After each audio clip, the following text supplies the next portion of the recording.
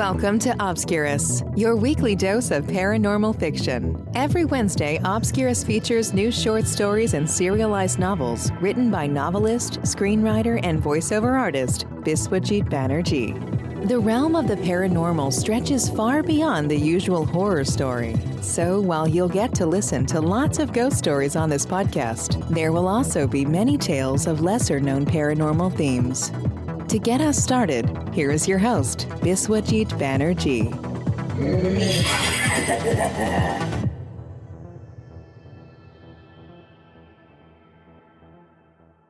Hello and welcome to Obscurus.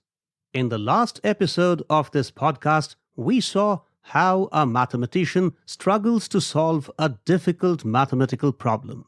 Out of fatigue, she falls asleep, leaving the problem unsolved. Upon waking up, she finds the solution to the problem neatly written in her notebook. Who solved it? Well, we will find out shortly.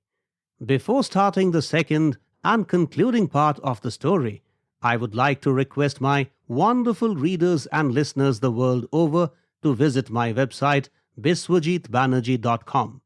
All Obscurus episodes and their transcripts are available on the website. Also, you will find information about my books, movies, voiceover assignments, and other creatives. And of course, I have another website, obscurus.buzzsprout.com, dedicated to this podcast. All Obscurus episodes, their transcripts, and chapter markers are available on the dedicated website. Now, let's begin the second and concluding part of the story. After several unsuccessful attempts to solve the gruesome mathematical problem, a mathematician dozes off at a table over her notebook out of mental exhaustion. When she wakes up, she finds the solution to the problem staring her in the face from the notebook.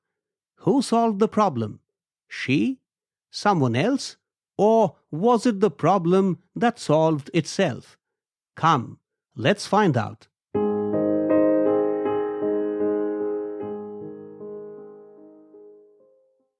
Math Wizard Part 2. Written and performed by Biswajit Banerjee.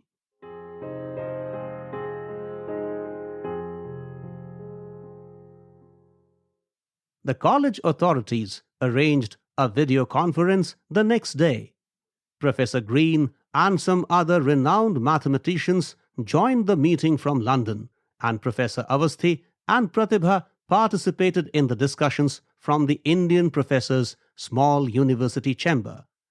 No doubt we would be forced to defer the conducting of the experiment indefinitely if Pratibha had not come up with the brilliant solution to this problem, Professor Green said. The sharpest mathematical minds of the world worked for close to 2 years and yet failed to solve the problem. And here you go. This young girl from India solves it in just a few hours. Professor Michael Smith, the team leader of the proposed experiment, said with a big smile. What a solution! For sure, today Pratibha ranks as one of the top mathematical geniuses of the world. A vibrant smile crossed Professor Green's lips. Indeed, I completely agree with you. Professor Avasthi nodded. The high praises of Professor Green would have made the best music for Pratibha's ears if the truth had not been pinching her spirit. No, she didn't solve the problem, so she didn't deserve these compliments. We have arrived, Pratibha, Professor Avasthi said after halting the vehicle inside the residential complex. It's midnight. Your mother will be upset again. What? What did you say, sir? Absent-mindedness is so uncharacteristic of you, Pratibha. Well, sir... No need for explanations. I know what's going through your mind. Sir, you got to believe it. Believe what? That you didn't solve the problem. Someone else did it. Perhaps the cafe owner, or the attendant, what's his name? Yes, Bittu. Or maybe one of the customers who visited the cafe that night. Is that what you expect me to believe? But sir, I had fallen asleep. Oh, yes. You told me that story many times. That's exactly what happened, sir. Can't you see the handwriting in the notebook is yours? Well, yes, the handwriting is mine, but I didn't write the solution, sir. Sometimes one's genius can drive one crazy. I can see it happening in your case. I am not lying to you, sir. Of course you are not lying to me, but what you are telling me is still the untruth. Sorry, sir. I am not sure I understand you. Do you want me to explain it now? Are you suggesting you can explain what happened that night? Yes, I can tell you what happened. Then tell me. Now? Yes, right now. But your mother will be unhappy. How much time do you need to explain? Perhaps half an hour. We are already late, sir. Another half an hour won't make a huge difference. Okay, listen. It is an established scientific fact that one's subconscious mind is much more powerful than one's conscious mind. Impossible feats can be achieved if one can tap the powers of the subconscious mind. The problems that the conscious mind may find insurmountable, the subconscious mind may find absurdly easy to solve. And you know, the subconscious has strange ways of functioning. Sometimes it passes on hints to the conscious mind for solving difficult puzzles in the form of symbols. And sometimes the subconscious mind solves a problem without the conscious mind getting to know about it. Are you with me? Yes, go on. Okay, I will narrate 2 true incidents that would help you appreciate the powers of the subconscious. How Auguste Kekulé discovered the molecular structure of benzene makes an interesting story. Of course, some people doubt if this story is true, but no matter what the truth is, the tale does give us possible insights into the powers of the subconscious. Do you know the story? No, sir. Look, although the empirical formula of benzene was long known to chemists, even in the early 1860s, the scientific community wasn't quite sure about the molecular structure of benzene. Many ideas floated in the air, but none fully explained the properties of the compound. In the course of an impromptu talk at a benzene seminar in 1890, Kekulé said that during the winter of 1861-62, he fell asleep in front of a fire in Ghent, Belgium. In the dream that followed, he saw a snake put its tail into its mouth, giving the impression of a ring, and he woke up with a start. Now he knew the ring structure of benzene. Is this story true? Well, I cannot be 100% sure, but as I said, it does give you a broad idea about the powers of one's subconscious mind. When Kekulé was daydreaming, his subconscious mind was in charge, and this subliminal state conveyed the solution to Kekulé through symbols. Sir, I am not sure how the tale of the self-devouring snake that appeared in Kekulé's dream explains how the mathematical problem got solved on its own in my notebook. The Kekulé story was just to tell you how strong and intelligent the subconscious mind can be. But my subconscious mind did not convey the solution to the problem through symbols while I had dozed off in the cafe at Bengali Tola. Did you have a dream? I don't remember having a dream, sir. Please do not relate the Kekulé incident to the solution of the problem in my notebook. Don't get agitated. I have already explained the purpose of narrating the Kekulé tale was to give you an idea about the powers of one's subconscious mind. And now I will tell you the second incident of how subconscious mind came to the aid of a lyricist, and I can vouch for the authenticity of this story. How are you so sure this story is true? Because it happened to my mother. She was a renowned lyricist in the Hindi film industry way back in the 1950s. Her name was Surabhi Avasthi. What? Surabhi Avasthi was your mother? Yes. You never told me before. Well, I am telling you now. Would you like to listen to my mother's story? Yes, of course. Those were the initial days of her career as a lyricist in the film industry. In a male-dominated area of a male-dominated industry, my mother struggled right from the word go. But her innate poetic skills and perseverance helped her survive the rigors of industry politics that always promoted brawn instead of brain. After she had spent about 5 years as a lyricist, a famed music director asked her if she could write the lyrics for a tune based on a difficult Hindustani raga. My mother was given to understand that 4 senior lyricists had failed to supply the words for the tough tune. One of them did write a song, but it failed to capture the mood of the raga. The song had to sound like some devotional poem emerging from the spiritually enriched brain of an old yogi. The music director also said that the song had to be written within 2 days, lest the shooting schedule of the film for which the lyrics were required should get disturbed. Well, my mother did take up the challenge. And she wrote the lyrics? Things were not easy. Despite trying her best, the song didn't come out of her brain. When about 6 hours or so were left before she was supposed to present the song to the music director, she dozed off on her writing pad just the way you fell asleep over your notebook. And then, when she woke up to the chirping of the birds early in the morning, she found the song written on the notepad. Of course, the handwriting was hers, the way the solution to the mathematical problem is in your handwriting. What a strange correspondence in the 2 events. Indeed, and my mother, like you, was sure she hadn't done the work. She asked my father if he had written the lyrics. My father, a mechanical engineer who spent half of his days in factories, was far removed from the sublimities of poetry. After a laugh, he said, "This is your song. The handwriting is yours."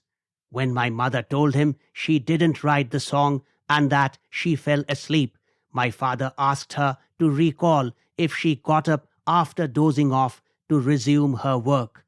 At first, my mother was insistent she didn't get up to resume writing the lyrics after falling asleep.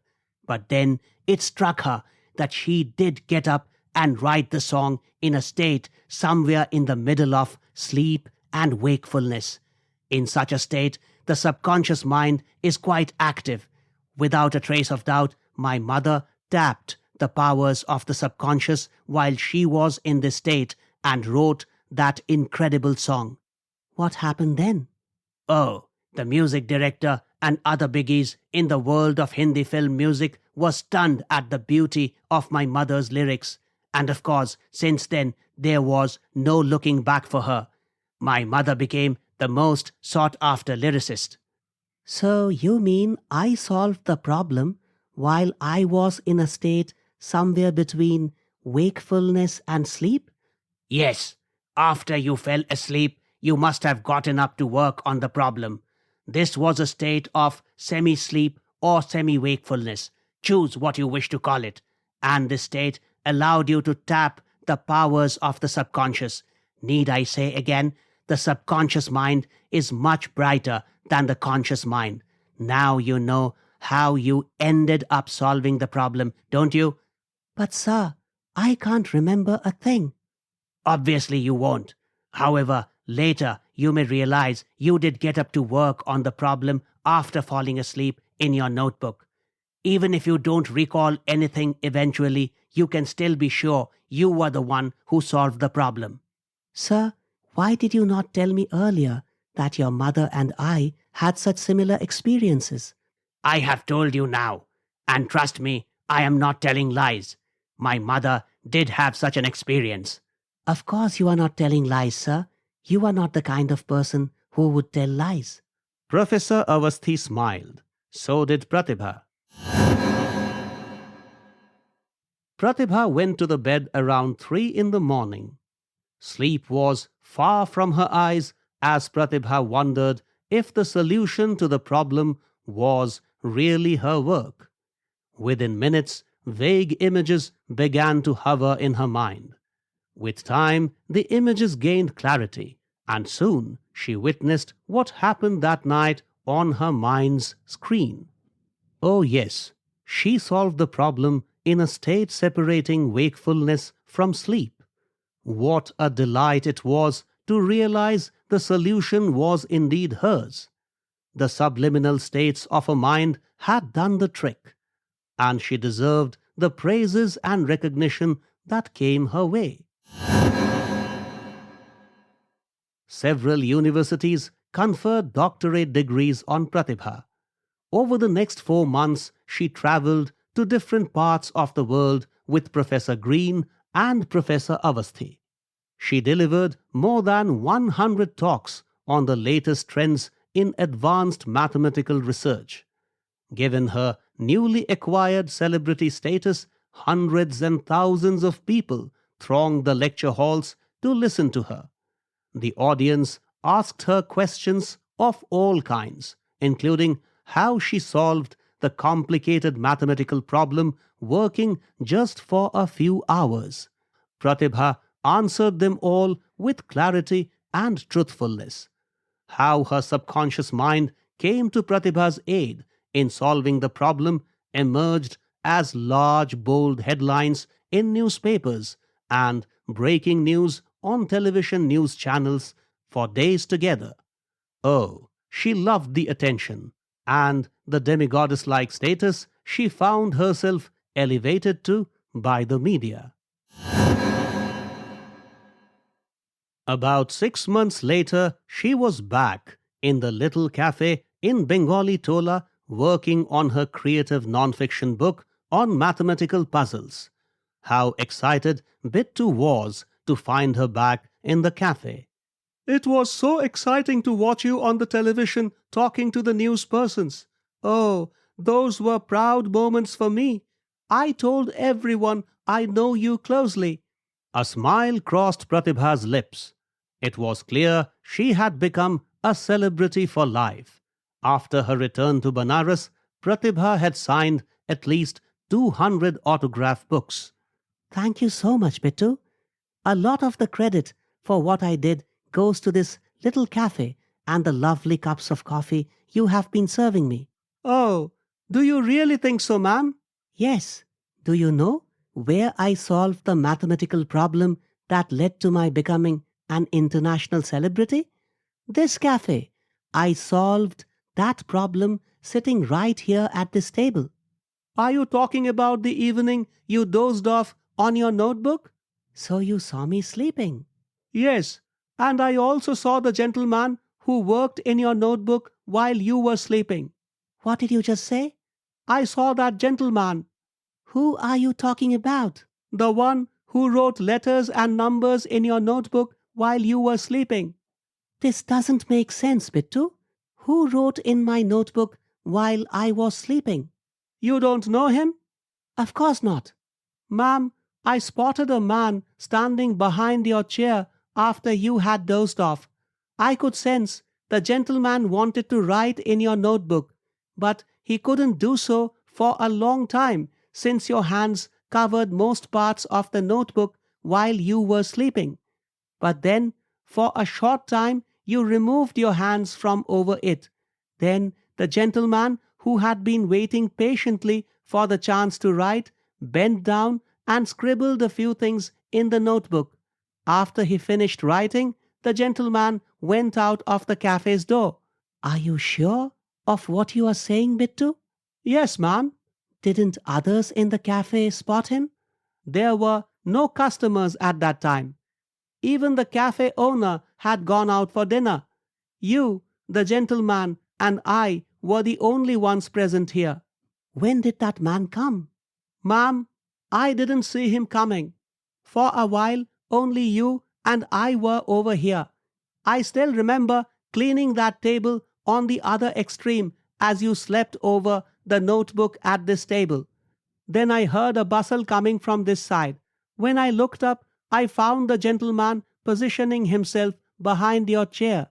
"Sir, should I get you some coffee?" I asked him. In response, the man simply smiled. Then he turned his face away and waited till you moved your hands from over the notebook. When you did so, he took your pen and quickly wrote down something in the notebook. And then he walked out of the cafe. For how much time was that man here? Maybe around 10 minutes. Why didn't you tell me about it the same evening? Ma'am, I had finished all the tasks for the day, and I had already worked a couple of hours extra that evening, so I left after the cafe owner returned. And I left for England just days after that incident, leaving you with no chance to tell me about it. Yes, ma'am. This is your first visit to the cafe since that evening. Indeed. But Is there a problem, ma'am? can you describe that man? Oh, he was tall and fair, with black hair brushed backward. What a handsome man! Did you see what he wrote in my notebook? No, ma'am, I was too far off. So, the solution... Is something wrong, ma'am? Wait a minute. Let me think. The clouds of confusion in Pratibha's mind suddenly made way for some clear thoughts. Could that man have been? Pratibha swiped through some pictures on her mobile phone. Then she stopped at one and showed it to Bittu. Did you see him that evening? Yes, ma'am. Without a trace of doubt, it was him. After a while, Pratibha whispered, Oh, I fooled myself and the world into believing that my subconscious mind solved the problem. But Dad, it was you. Tears rolled down her cheeks. At the same time, a blissful smile lit up her face. Thanks for listening to Obscurus. If you like what you heard, please subscribe and visit biswajitbanerjee.com for more information about Biswajit's books, movies, documentaries, and other creative pursuits. We shall see you next Wednesday with another episode of Obscurus. Till then, take care.